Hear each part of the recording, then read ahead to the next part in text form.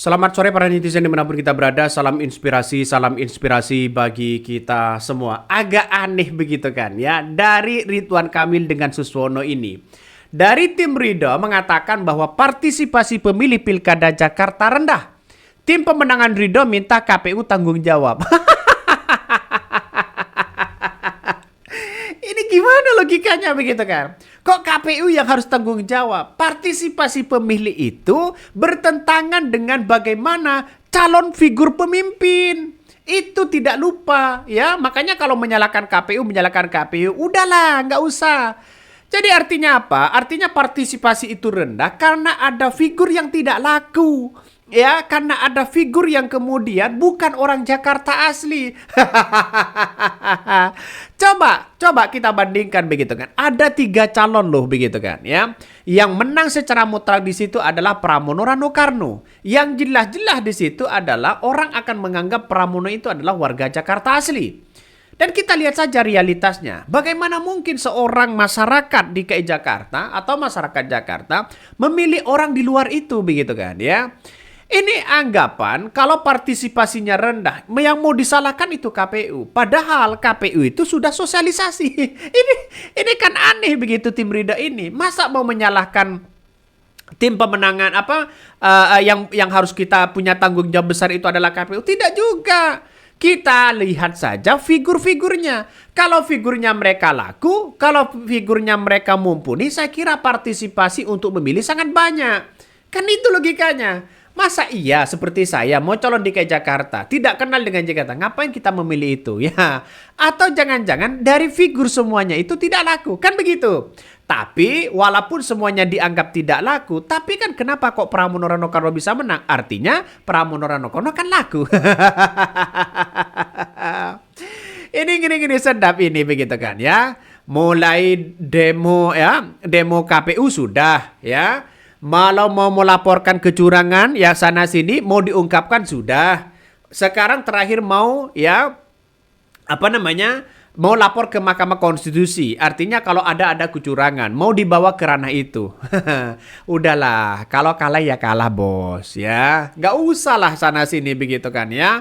Petentang petenteng sana sini kalau sudah kalah ya kalah. Itu sudah real count. Datanya ya dari Pramono Rano Karno sudah menang 1 putaran kok begitu kan. Ya, ayolah kita bersama berangkul bersama.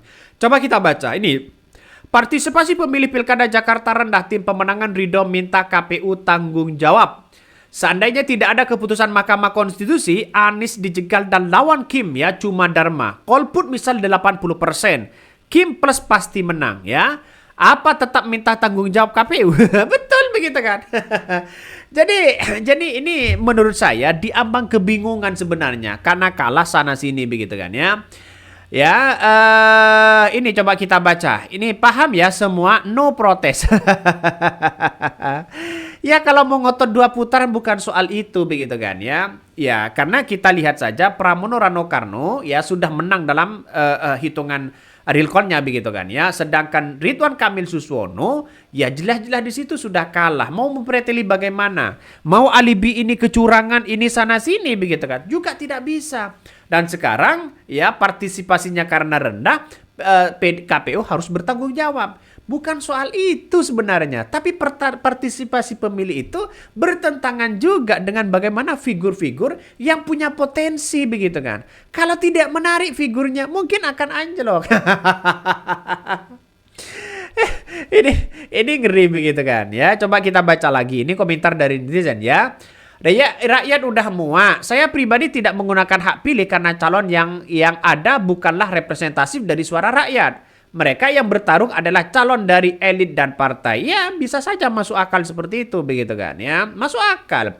Jadi artinya apa? Artinya seseorang itu tidak hanya tergantung karena partisipasinya banyak lalu kemudian mereka harus pilih sana sini begitu kan. Dalam artian bahwa walaupun partisipasi pemilihnya sangat banyak itu kan belum tentu ya masyarakat itu memilih. Dalam artian kalau masalah dugaan yang kemudian terjadi selama ini ada kecurangan ini, ada kecurangan itu begitu kan ya.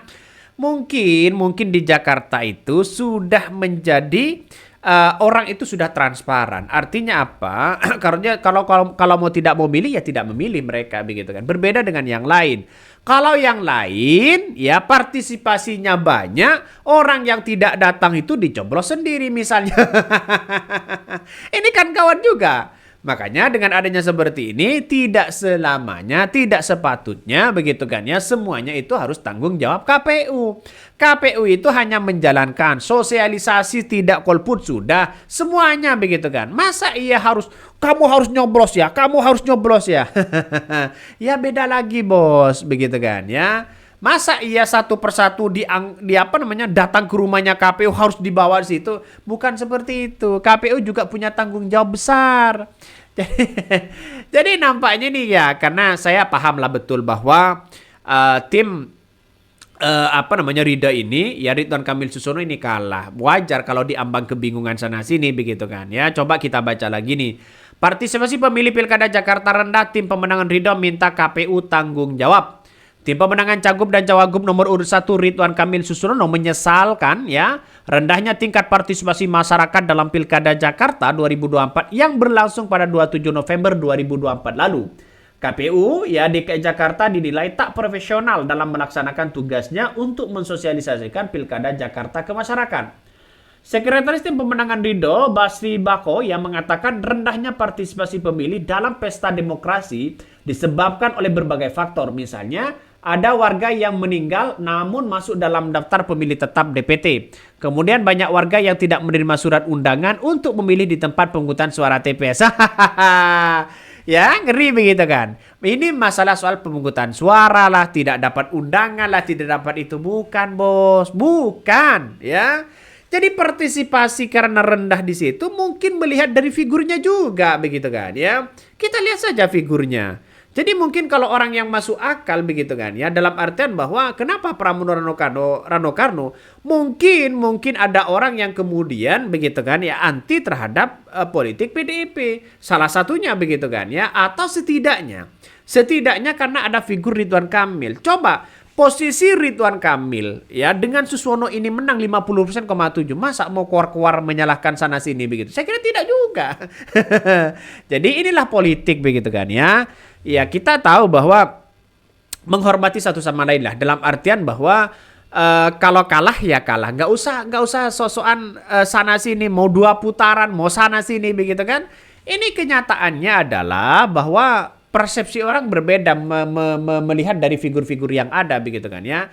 Karena figur-figur yang ada coba kita lihat saja figurnya. Seperti Ridwan Kamil, Suswono. Mungkin orang suka pada Ridwan Kamil, tidak suka pada Suswononya. Mungkin ya, mungkin. Seperti Pramono Rano Karno. Pramono Rano Karno mungkin tidak suka Pramono Rano Karnonya, tapi suka pada PDIP-nya. Ada yang suka kepada PDIP-nya tapi tidak suka Pramono Rano Karnonya. Ada yang tidak suka Pramono Rano Karno dan PDIP tapi suka pada Anies Baswedan. Itu kan yang kita lihat begitu. Banyak faktor di situ. Kalau banyak faktor nggak usahlah menyalahkan KPU harus punya tanggung jawab besar, kan begitu logikanya. Coba kita baca lagi ya. Baco mengatakan rencana partisipasi masyarakat membuat legitimasi pilkada dicenderung ya kecil. Hal ini dibuktikan dengan tingkat partisipasi di beberapa TPS yang rendah hingga di bawah 25%. Wakil Ketua DPRD Provinsi DKI Jakarta mendesak KPU Jakarta ya untuk bertanggung jawab terhadap pelaksanaan Pilkada Jakarta. Bentuk tanggung jawabnya untuk menggelar pemungutan suara ulang PSU TPS yang memiliki tingkat partisipasi rendah. Nggak usah. Ngapain begitu kan? Nggak ngapain juga begitu. Secara tidak langsung ya inginnya 2 putaran sih sebenarnya. Kalahnya sudah berapa ribu kok begitu kan?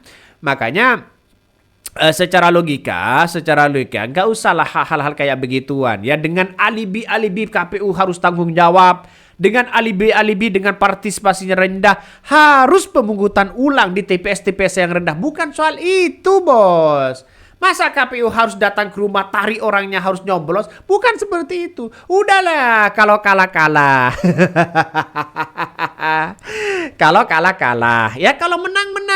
Ya nggak usah sana sini begitu kan ya. Ayolah. Kita semuanya sudah capek, kata warga Jakarta. Mungkin itu yang kami sampaikan. Tonton terus channel Hodari Podcast Rakyat ini. Jangan lupa di subscribe.